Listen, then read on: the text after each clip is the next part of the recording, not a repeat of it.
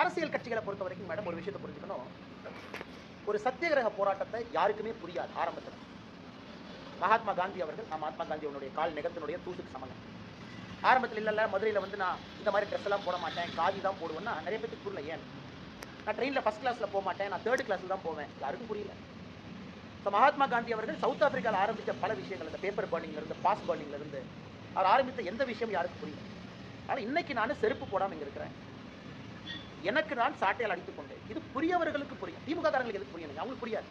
அவர்கள் 2026 election count பண்ணதுக்கு அப்புறம் முதலமைச்சருக்கு புரியும், வாக்குப்பெட்டி எண்ணிய பிறகு தான் அன்னைக்கு புரியும், அவருக்கு அது வரைக்கும் புரியாது.